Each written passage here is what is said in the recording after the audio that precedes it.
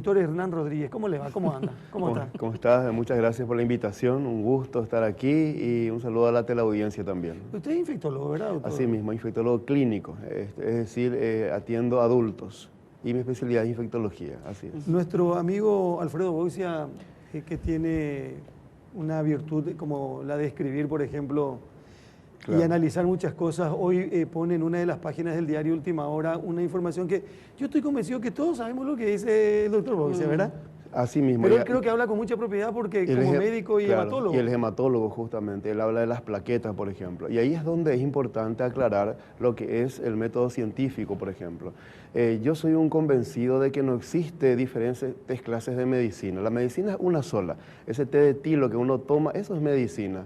O un buen hábito de dormir bien a la noche, por ejemplo, eso es medicina. ¿Por qué? Porque justamente es bueno para la salud. Y en ese sentido, yo suelo decir, y bien lo dijo en su artículo, y lo decimos todos también, ¿verdad? El ejemplo de Atura. El ejemplo de Atura es un ejemplo científico donde se toman ciertas actitudes, ciertas acciones y se demuestra que es diferente al resto de las ciudades, por ejemplo. Entonces yo digo, bueno, vamos a hacer lo siguiente, vamos a tomar 500 personas, vamos a darle la infusión de hoja de mamón y vamos a observar a otras 500 personas que no toman la infusión. Probablemente no va a haber diferencia. La ciencia es una, vamos a decir, una actividad permanente. Si uno busca, por supuesto que se investigó sobre las infusiones de hoja de mamón y otras sustancias y no se demostró realmente algo categórico. Como conclusión siempre colocan, hace falta más estudios para tener conclusiones certeras. Así que realmente nosotros como profesionales médicos y como Ministerio de Salud Pública debemos recomendar solo lo que está demostrado. En este sentido, lo único demostrado es, y lo que marca la diferencia entre el riesgo de tener un cuadro de dengue grave es justamente el agua, la hidratación. La hidratación es fundamental, es decir, introducir agua dentro del cuerpo de una persona enferma. Solo agua, doctor, no estamos hablando de gaseosas, jugos. Claro. Justamente el contenido de agua, de lo que bebemos es lo importante. Se pueden tomar jugos, pero hay que ver qué cantidad de agua tiene. Obviamente una gaseosa no hidrata, ¿verdad? Por ejemplo, pero sí un jugo con abundante agua o el agua sola. Por eso yo creo que no hay que decir líquido, sino Exacto. que hay que decir directamente agua. Hay que especificar eso y hay que inclusive mencionar la cantidad. En un adulto, por ejemplo, estamos hablando de 2 litros, 2 litros y medio, 3 litros por día o más, ¿verdad? Total, el exceso de líquido se elimina por la orina, entonces es un hábito que también tenemos que incorporar dentro de nuestras actividades diarias, ¿verdad? La ingesta de agua y, digamos, a cada rato, ¿verdad? Es importante eso. Por otro lado también hay que aclarar que hasta ahora no existe una sustancia química o una sustancia natural, salvo el agua, ¿verdad?, que haya demostrado una acción contra el virus del dengue.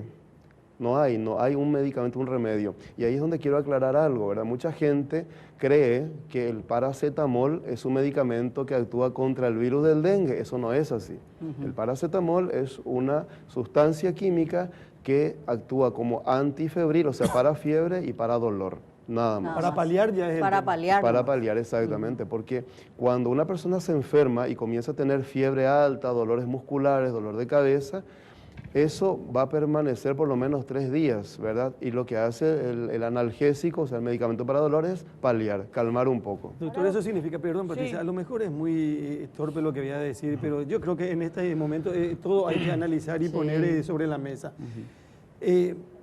Que la gente no crea que al tomar el paracetamol ya no va a tener, o sea, viste que todavía no tiene ni fiebre ni dolor, pero sospechás y... No es preventivo. No existe eso, no hay, ¿verdad, doctor? Estamos escuchando de todo y me consta, ¿verdad? Ya tuve la ocasión de escucharle a una persona que me decía que tomaba el paracetamol para prevenir por si, claro. No es preventivo. Entonces esa persona cree que el paracetamol es un antiviral, ¿verdad? Y no es así, no combate el dengue. Otra cosa que justamente ayer nomás me decía una pediatra que su paciente que le llevó a su hijo a consultar, le comentó, me decía, yo no creo que sea el mosquito el que transmite el virus.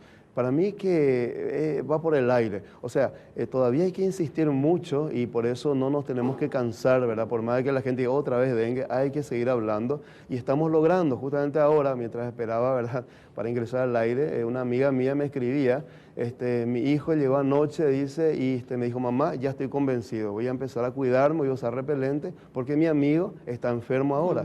O sea que verdaderamente a veces, La cercanía. como mencionaste, parece que hace falta un susto, ¿verdad? Para poder actuar, para poder reaccionar. En fin, todo es válido siempre y cuando se encare con la verdad, con certeza, con lo que está demostrado, ¿verdad? No basarnos en mitos o en anécdotas. Mi vecina tomó yogur de frutilla, le hizo bien, ¿verdad? Doctor, sería tan interesante usted que justamente el tema es mitos y realidades del dengue, ¿verdad? Tener así como una especie de decálogo de eso mismo, ¿verdad? De mitos y realidades para combatir el dengue, para que tengamos así como una especie de Biblia y que lo repitamos siempre, ¿verdad? Exacto, el dengue tiene una particularidad, siempre suelo repetir que uno tiene que pensar como que al revés. Por ejemplo, estamos muy acostumbrados a que cuando una enfermedad que produzca fiebre, ¿verdad? Cuando pasa la fiebre, estamos acostumbrados a que, bueno, esto ya terminó, ya nos curamos. En el dengue no es así. Una persona comienza con fiebre y dolores, más o menos dura 3 días el cuadro, y luego pasa la fiebre. Todavía no terminó la enfermedad allí. La enfermedad continúa. Empieza lo que llamamos, lo que se da a llamar fase crítica. ¿Por qué? Porque aquellas personas que se complican generalmente lo hacen en esta fase, cuando ya pasó la fiebre. Y es allí, en esa fase, donde tenemos que cuidar y estar muy atentos a la aparición de los signos de alarma, que no hay que cansarse de repetir. ¿Cuáles son los signos de alarma? El dolor abdominal, el dolor de panza, el dolor de barriga, las náuseas, los vómitos. Acá voy a detenerme un rato, ¿por qué? Porque mucha gente atribuye estas manifestaciones a cualquier cosa. Debe ser lo que comí, debe ser el remedio que tomé y que me hizo mal. Y se pierde tiempo. No hay que perder tiempo, ¿por qué? Porque esa pérdida de tiempo a veces hace que la persona se complique rápido y termina inclusive falleciendo. Inmediatamente hay que acudir a un centro médico, al llegar hay que mencionar, estoy con estas manifestaciones, me duele la panza, me duele la barriga, para que sea atendida inmediatamente. Doctor, yo conozco casos de gente que, obviamente porque los centros de salud están abarrotados y el único lugar donde puede ir es un centro de salud, que dice, mi vecino tuvo y a él le dieron tal pastilla y tal receta. Voy a tomar lo que a él le dieron y ya está. Total, a todos nos dan igual. ¿Es verdad eso? ¿Es así o cada uno tiene una...? Es lo que se escucha también mucho, es cierto. No, vamos a empezar, vamos a ir por parte. Realmente, vuelvo a repetir, no existe un remedio, un medicamento contra el virus del dengue, ¿verdad? Es la hidratación lo más importante y eso hay que realmente ya meterse en la cabeza porque es lo que decís, ¿verdad? Mi vecino se fue y le dieron tal remedio. No, nunca, y hasta ahora no escuché ni una sola persona que me diga, me fue a consultar y me dijeron que beba mucha agua primero. Y de paso, si te duele, si tienes fiebre, toma tal medicamento. Lo principal es el agua, por un lado. Por otro lado, ¿qué es lo que hace el médico en una consulta? Le hace un interrogatorio al paciente, le examina y si hace falta le pide algunos estudios, ¿verdad? ¿Por qué? Porque en este momento también hay que diferenciar otras enfermedades que pueden producir fiebre. Por ejemplo, una infección urinaria, una infección de la piel, una infección de garganta también pueden producir fiebre. No todo es dengue, ¿verdad? Sabemos que hay una epidemia, sabemos que lo primero que hay que pensar es en un cuadro de dengue, pero hay que hacer lo que llamamos el diagnóstico diferencial y eso lo hace el médico. Pero ahí lo que a mí me asusta, yo ya hablábamos con los compañeros y con el propio ministro de Salud el otro día. Ocurre que te vas al hospital o al sanatorio, tenés fiebre, tenés dolor de cabeza, te duele la panza, te duelen los huesos, ¿verdad? Y bueno, son síntomas que indican de que podrías estar con el dengue. Así es. Y te dicen, anda a tu casa. O sea, te indican, toma agua, toma paracetamol, no sé qué más se puede decir, y anda a tu casa. Y hay gente que se fue y terminó muerta, doctor. Por eso.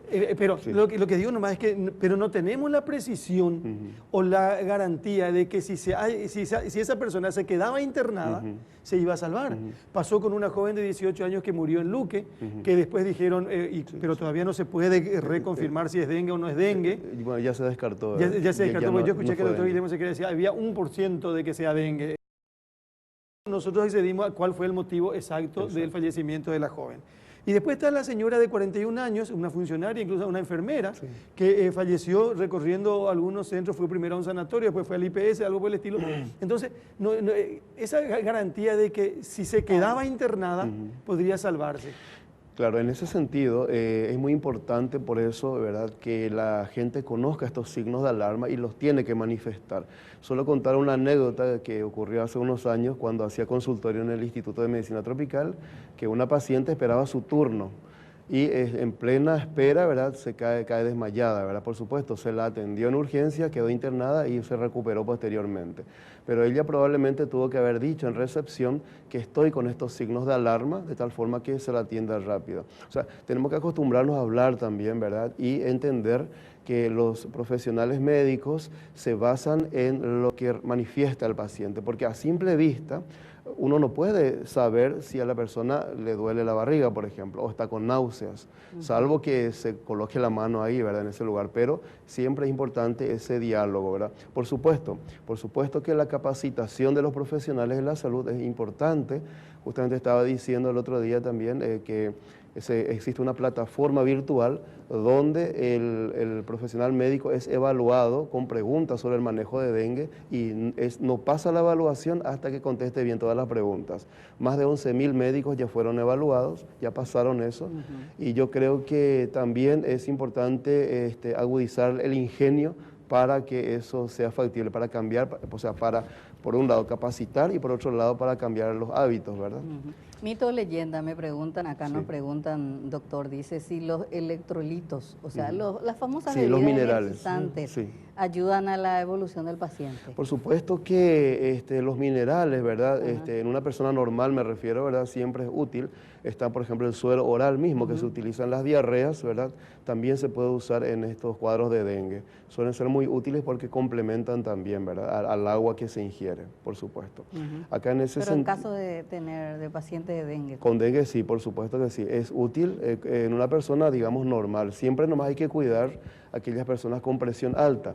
Ayer nomás estaba conversando con los referentes en el cuidado de la hipertensión arterial en el país como programa, y me decían que el 40% de la población adulta es hipertensa, tiene presión alta. Sí. Entonces es una cifra bastante alta, y entonces hay que cuidar mucho ahí el cloruro de sodio, el sodio, ¿verdad?, que es la sal, ¿verdad?, que es lo que levanta la presión. Entonces, a la hora de hidratarse hay que cuidar ese detalle también. Doctor, si me permite, olvídese que usted es infectólogo, que es salud pública. Claro. Y si alguien le pregunta, ¿quién es culpable de lo que nos pasa? No sé si culpable o quién es responsable de lo que pasa con relación al dengue. ¿No aprendemos la lección? Y bueno, ya lo dijeron antes, todos somos responsables, mismo como ciudadanos. Yo recuerdo y siempre cuento también un día, yo casi no estoy en mi casa, ¿verdad? Estoy trabajando siempre todo el día, y un día llego a las 11 de la noche y me dice el vecino, yo soy tu vecino de al lado, me dice, mi esposa está con dengue. Yo pensé que quería que la atienda a su esposa, ¿verdad? No, había sido lo que quería era ver para revisar mi patio, para ver si no tenía Eso ocurrió unos años atrás, ¿verdad? No fue este año, y me parece muy bien, ¿verdad?, ese diálogo, esa conversación entre vecinos, por más de que no lo conozcas o por ahí hasta que quizás no te lleves bien con el vecino, pero esta es una causa común, ¿verdad?, que nos afecta a todos. Y bien también lo habías mencionado, Estela, en un programa anterior, hay quizás más accidentes de tránsito, pero la diferencia es que en el accidente de tránsito uno es responsable de sí mismo. Claro. Sin embargo, si uno es irresponsable teniendo agua estancada o criaderos en su propiedad, ahí le afecta a muchísima gente, claro. Todos somos vulnerables con el dengue. Totalmente. Esa así es la mismo. diferencia con el accidente de tránsito más allá de las estadísticas. Si ese puerco o no lo hace vecino. Exactamente. Más o menos así, porque Claro. puede ocurrir eso. Claro, de hecho, mucha gente que se infecta con el virus no se enferma.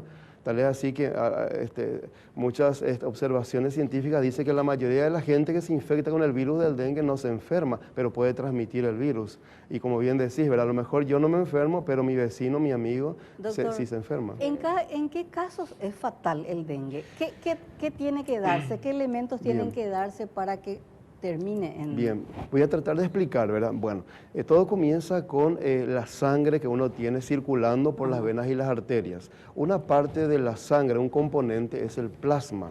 El plasma es la parte líquida de la sangre más las proteínas. Cuando una persona se complica por el dengue, lo que ocurre es que ese plasma sale de la circulación y queda acumulada dentro del cuerpo. Entonces, obviamente, cuando ese plasma sale de la circulación, el volumen de sangre disminuye y ahí es donde se complica, produciendo lo que se llama un shock hipovolémico. Hipovolémico significa poca sangre, ¿verdad? Y shock es un estado grave donde el riesgo de muerte es inminente. Por ese motivo, ¿cuál es la solución? El tratamiento es cargar líquido, cargar suero para que el volumen de sangre se mantenga. Y eso es el agua. Y ese es el agua, por un lado, por vía oral, y obviamente una persona que está entrando en shock no va a poder beber agua. Se le coloca un suero, entonces ese es el fundamento del tratamiento del dengue realmente. La condición del paciente, perdón Patricia, nomás para seguir con la misma línea, son más vulnerables las personas cardíacas que tienen diabetes, en ese diríamos... ¿Se puede decir que tu condición puede determinar? De hecho, hay un grupo de riesgo entre los cuales, digamos, están las condiciones, entre comillas, por ejemplo, una mujer embarazada, una persona de 60 años en adelante o un niño menor de 2 años, ¿verdad? Son más vulnerables en cuanto a condiciones, en cuanto a enfermedades de base, lo que dijiste, un cuadro de diabetes mellitus, una hipertensión arterial, una persona que tiene enfermedades de los pulmones, del corazón, de los riñones, una persona con cáncer, con enfermedad reumática o que se medica con estos fármacos que disminuyen las defensas, una quimioterapia, por ejemplo, y también las personas con SIDA. Es decir, todas estas personas estadísticamente tienen más riesgo de complicarse. Hemos visto el año pasado, por ejemplo, de los 9 fallecidos, aquellos que fallecieron en el día 1 y día 2 fueron personas de 60 años en adelante. O sea, las personas ancianas probablemente toleren menos un cuadro de fiebre alta y dolores, ¿verdad? Por ejemplo. Sin embargo, aquellos que fallecieron días después, ya cuando pasó la fiebre, y ocurrió este fenómeno que acabo de explicar, ¿verdad? Donde de repente, dice la gente, estaba tan bien y se desmayó y se murió, ¿verdad? No. Doctor, y ocurre este fenómeno. Sí, hubo mucha confusión la semana pasada y antepasada también respecto al análisis. A algunos les sale, por ejemplo, positivo, después les sale negativo, o les sale negativo y después les sale positivo y dice... ¿Cómo es posible? ¿Verdad? Algunos les sale negativo y dicen, no, yo no tengo nada, ¿verdad? Lo que hay que entender es la limitación de los análisis para dengue. Un resultado negativo no descarta, y un resultado positivo tampoco muchas veces confirma. Entonces, ¿qué es lo que tiene que hacer? Por eso en el protocolo de manejo del dengue ya no figura realizar el análisis para dengue. ¿Por qué? Porque confunde, o sea, se recuesta mucho, tanto a veces el profesional médico como el paciente, en ese resultado. Y siendo negativo puede ser un cuadro de dengue. Y ahí es donde es importante destacar que no hay que perder tiempo esperando ese resultado. Me refiero al aspecto de la atención médica propiamente dicha. De todas formas, se hace lo que se llama una vigilancia laboratorial. Es decir, ese paciente que va a consultar, por más de que el médico no le pida el análisis para dengue, su sangre para hacer un análisis de rutina ya va por otro camino, vamos a decir, hasta el Laboratorio Central de Salud Pública. Y allí se hace el análisis de biología molecular, donde se confirma, se detecta el virus mismo y se identifica el serotipo. Es por eso que nosotros sabemos desde Vigilancia de la Salud dónde está circulando tal o cual virus, y en este caso el virus del dengue, qué serotipo está circulando, gracias a esa vigilancia laboratorial. Entonces, en síntesis, lo importante en el manejo del dengue es eso, que el médico sospeche de la enfermedad y que se realice un manejo adecuado. Y ahí en ese manejo no solamente es el médico, no es más, es el doctor Mageí, ¿verdad? No, el doctor ya dijo, no, es algo mutuo. El paciente también tiene su responsabilidad. ¿Y cuál es su responsabilidad? Cumplir con las indicaciones y avisar si tiene signos de alarma, urgentemente, de manera rápida. Bueno, ¿Usted salió de vacaciones? No. No está tan polémica eso. Bueno, ya que me preguntaste algo así mío personal, yo una vez salí de vacaciones, hace años, en enero, y me llamaron justamente por una epidemia de dengue. No hay que salir en enero. Exacto, y como alguien dijo, y me gustó, ¿verdad? Pero eso es algo personal, ¿verdad? No quiero generalizar. Uno no puede estar de vacaciones cuando ve que su gente, ¿verdad?, está enferma, ¿verdad? Es como que hablando en forma, ¿verdad?, uno te pica todo por estar ahí y poner algo de tu parte. Es un comentario que hago. No, yo por eso insisto en el tema de salud pública. Salud pública hacía tareas y llevaba a cabo talleres con intendentes y con representantes de diferentes sectores, con gente como gobierno, digo, ante esto que se venía. parece que se le fue de las manos porque a lo mejor pensaron, como decíamos más temprano, que esto iba a ser en febrero recién o en marzo y se adelantó. Y hay mucha gente que está de vacaciones y ayer se tuvo que rever esta cuestión de las vacaciones. El ministerio dice a partir de febrero no sale nadie. La señora Aranda está, la intendenta de Mariano Roque Alonso, ¿verdad? La señora que falleció el otro día también es de Roque Alonso. Son 2 personas, 2 casos confirmados de dengue. Y los 2 son de Roque Alonso, ¿verdad? Un señor y una señora. La señora es la enfermera. Salud Pública ya está en condiciones de confirmar que la señora, no sé si de 41 o 51 años, 41. también falleció de dengue. Antes había fallecido un señor, creo que de 60 años. 68. 68 años. 68 años, Bueno, sí. también de dengue.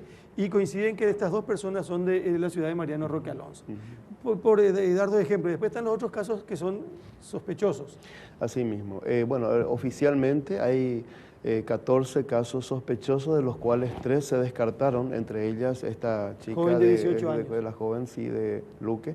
Y bueno, hasta donde yo sé, hay un solo caso, que es el señor de 68 años. Yo le cuento que el doctor Sequera ya confirmó que la señora murió en consecuencia de eso. O sea, son 2 ya entonces. 2 personas fallecidas confirmadas. Y quedan pendientes entonces 9 Sí. por confirmar, exacto. Justamente esto es algo dinámico, porque constantemente se está viendo estos casos de fallecimiento, y cuando hay sospecha, ¿verdad?, esto amerita un informe final, un cierre de caso, como se dice.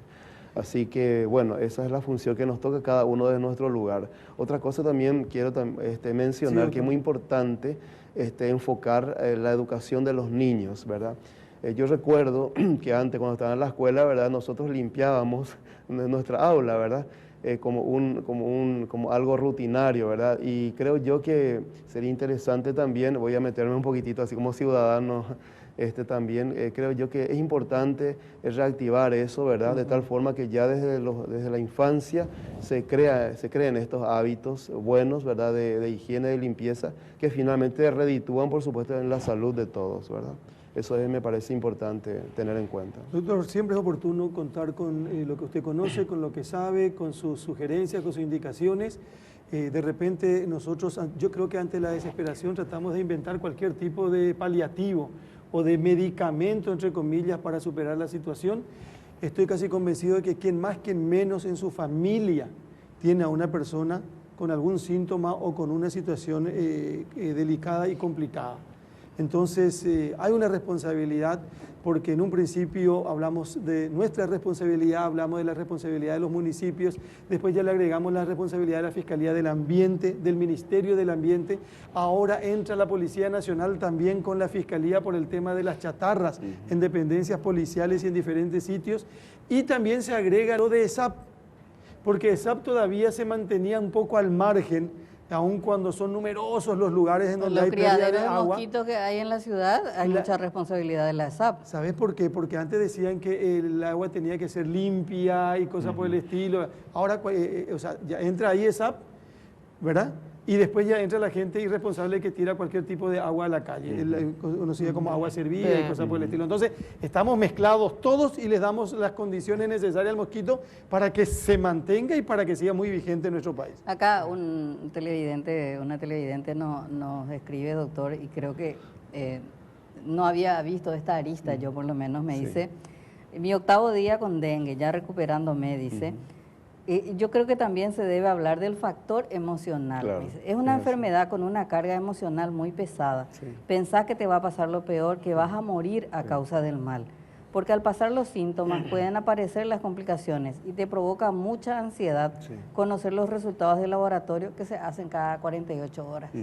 No, inclusive a veces cada 24 horas, y si la persona se interna, eso es también un detalle importante. Cuando una persona se interna con el diagnóstico de dengue, ya hay que avisarle que muy probablemente se le va a clavar varias veces para tomar muestras de sangre. Claro. Y sobre todo, digo yo, cuando el paciente es un niño, hay que explicarle a los padres, porque a veces uno se desespera al verle al niño, ¿verdad?, constantemente, ¿verdad?, en procedimientos de extracción de sangre, y se desespera. O si no, al salir de alta, dice, me jugaron todo mal, dice, me clavaron todo. Bueno, entonces son expresiones que uno escucha Y suelo recomendar a los colegas que cuando ingresa un paciente ya hay que advertirle, hay que avisarle. Se le va a controlar, se le va a tomar muestras de sangre probablemente con frecuencia, ¿verdad? Para ir controlando. Y es muy cierto lo de la carga emocional también, ¿verdad? La persona pasa mal, ¿verdad? Tiene muchos dolores, también tiene miedo. Entonces, esa carga emocional es cierto, existe. E independientemente del aspecto netamente físico, ¿verdad? También afecta la parte emocional. Realmente. Doctor, gracias por venir a la lupa Telefuturo esta mañana. Muy gentil como siempre. Al contrario, gracias a ustedes por la invitación. El doctor Hernán Rodríguez, infectólogo con nosotros, hablando de esto que tiene que ver con un tema dominante, común en estos últimos días, y así como están las cosas, y como ya decía el doctor Sequera el otro día en la lupa Monumental, lo peor está por venir. Así que la responsabilidad y el compromiso es de todos.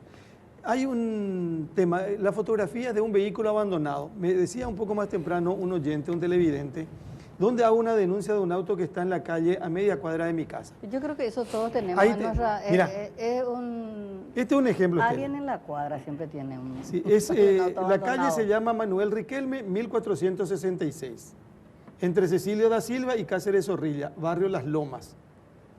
Este vehículo abandonado ahí.